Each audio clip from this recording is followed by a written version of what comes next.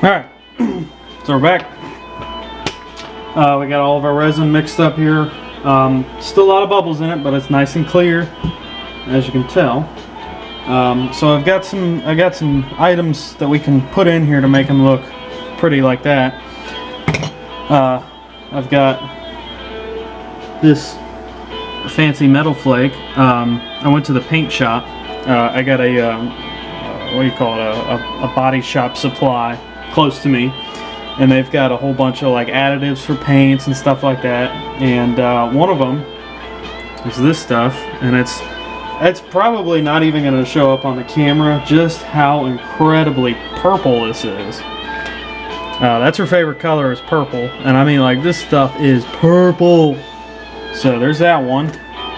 And then I got some metallic flake for doing metallic coat, like clear coat jobs and stuff like that.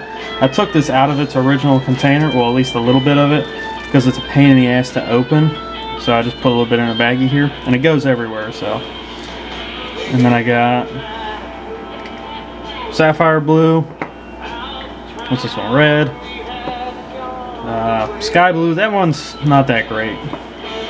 And then purple. And these are resin-specific dyes. You have to get resin-specific dyes, or else it makes it so it won't harden up. So, now that we're here and we got everything all mixed up, ready to rock, we'll get on with it. So I usually like to do this in 2 stages. Oh God, it's everywhere. I'll do the bottom portion. Okay.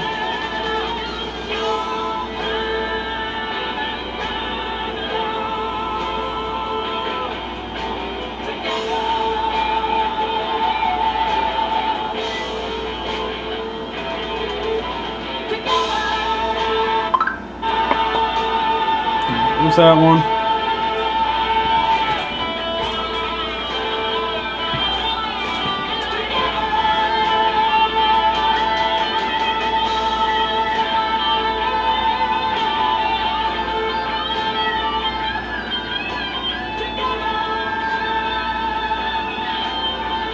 I filled that one up just a little bit too much, but that's okay.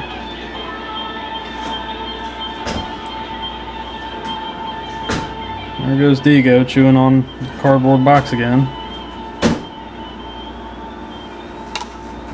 Buddy, I feed you all the treats in the world. Why do you like cardboard instead?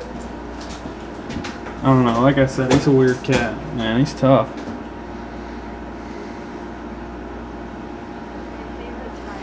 Okay.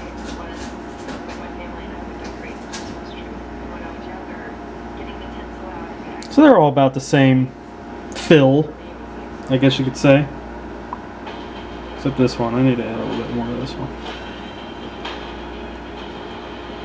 Now, no matter what, you are going to have bubbles in this. That is just the nature of the beast. You are going to get bubbles. It's going to look kind of screwy for a little bit. But there's a way around that. There's a trick to that. Sometimes I just like to give them a quick little tap. Help bring some of the bubbles up to the top. Now first, send your jack away to coat camp. And then, if I can get it off the dang shelf.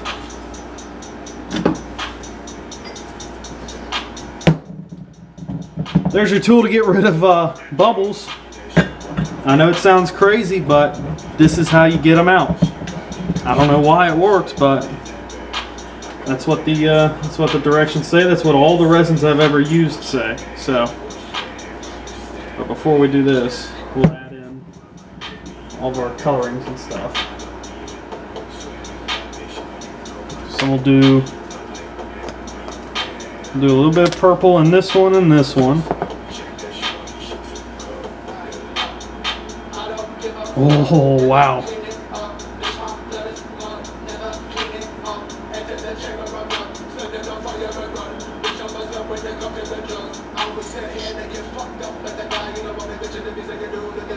Cool. That looks nice.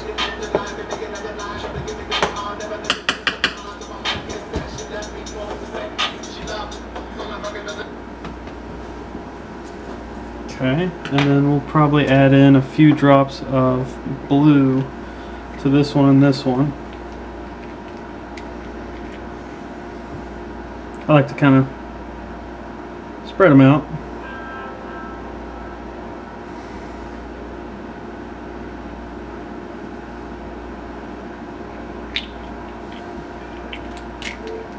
Probably a drop of red in there too. Just one, just enough.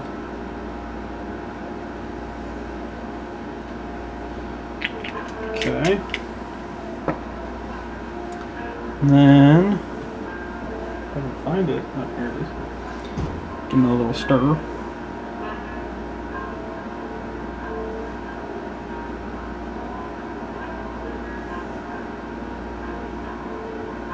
Just kind of mix it up, blend it a little bit. And you can get some really crazy looking effects if you do this the right way.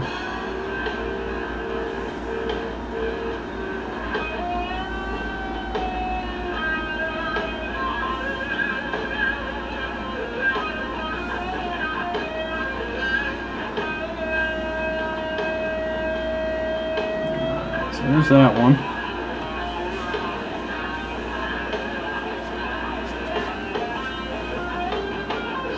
There's this one.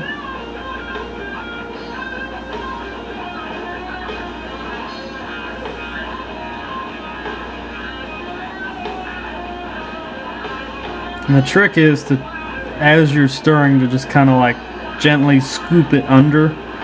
That way it'll actually go into the resin instead of sitting on top. Which I still kind of struggle with how to get that exactly right. So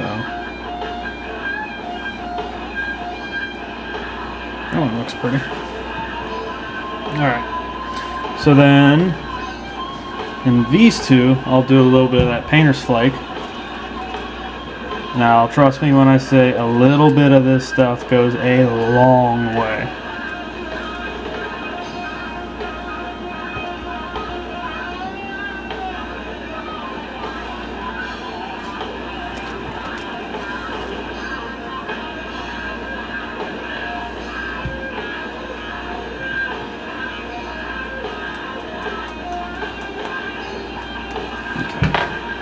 We'll do sapphire, purple, and red in these two. Drop of purple.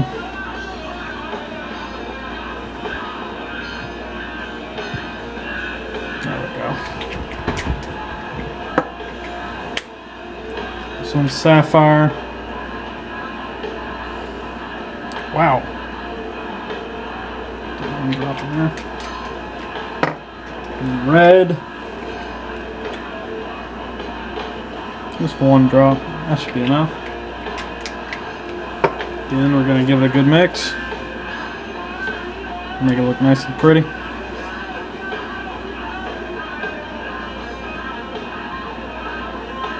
See what I mean about that painter's flake? You do not need a lot.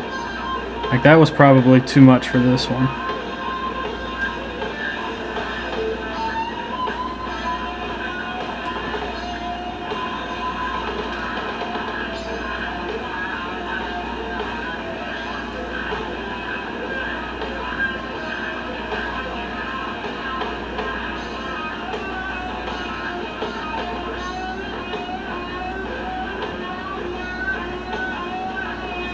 Okay.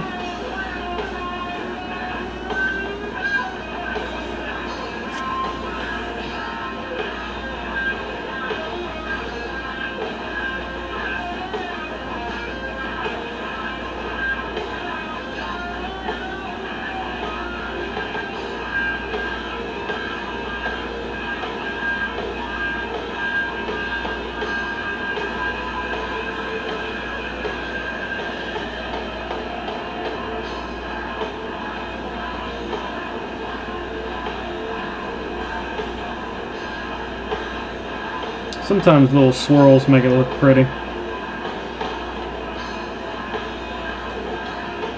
Okay, so there's that one. And then in the middle two, the only thing I'm going to put in is some of that painter's flake and some of that purple, and we'll just see how that one turns out. that's the best thing I figured out about doing resin. It's all about experimenting, really. It's just about, like, you know, what do you think is gonna look best? And if you don't experiment, you're never really gonna know. So we'll do just a little bit this time.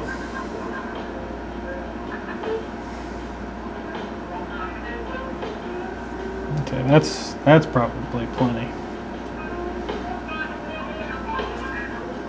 Okay. Close that up so it doesn't go everywhere.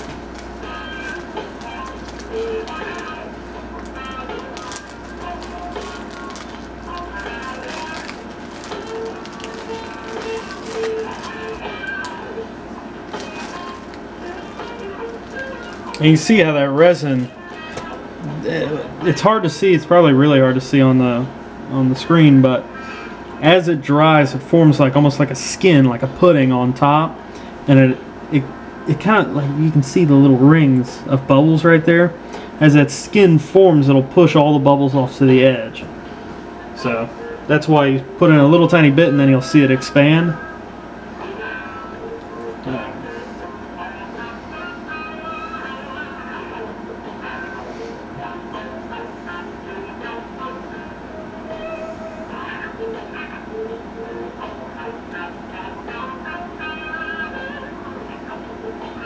Again, these additives can be found at custom paint shops.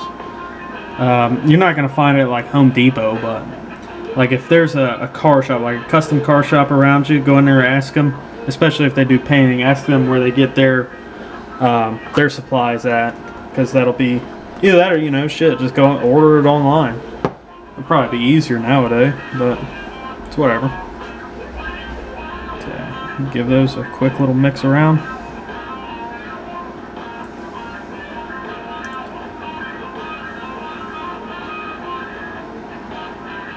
Just kind of make them look like abstract.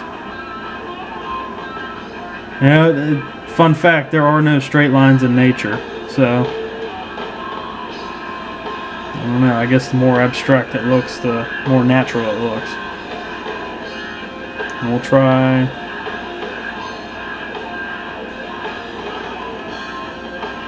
an initial there. That one didn't work out at all, but looks cool.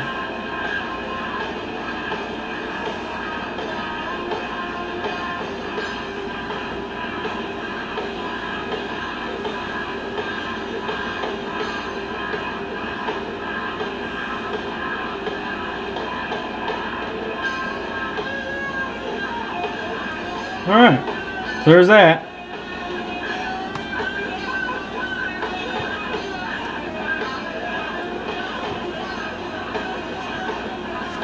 I'll give this one last little stir. I see a spot that I didn't quite stir. Okay, so before you set this stuff up to cure, dry, whatever you want to call it, you've got to get all the bubbles out. And again, you're going to call me nuts, but that's the way this works. I don't know why. I am not a scientist, nor do I claim to be, but it's just the way it works. Put the stuff back, get it out of the path.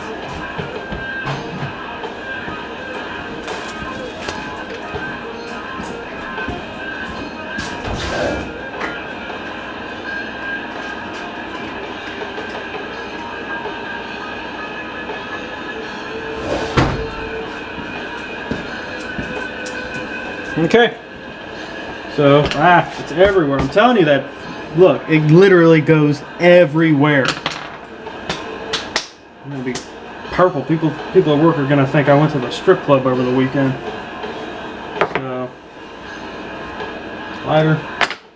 Don't mind if I do.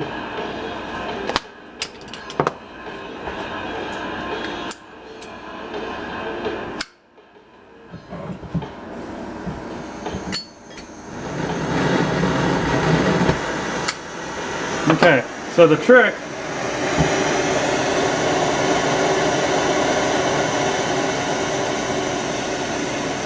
flame down low,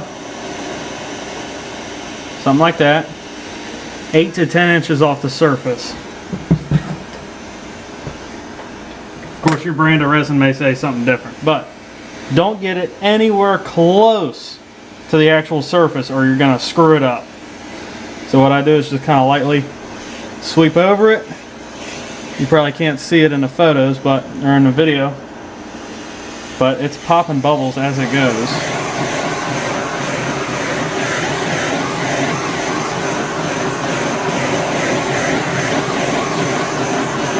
Nice quick sweeps.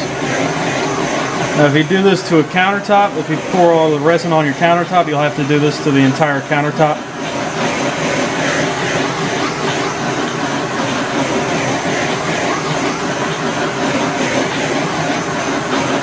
I don't see any more that are popping, so that's probably good.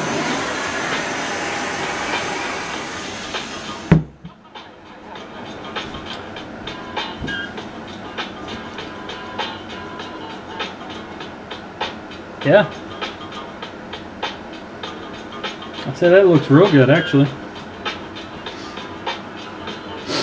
Now this specific resin states that in order for it to fully cure, it's got to be above 65 degrees. You can demold within 24 hours, but it's 5 days to a hard cure. And trust me when I say, do not demold the stuff until 24 hours, or things go bad. But yeah, that's resin right there for you. So when I get these unmolded, I'll probably make another little quick video to show you how they turned out. Hopefully they turn out pretty like these, but I don't know, we'll find out. So thanks for watching.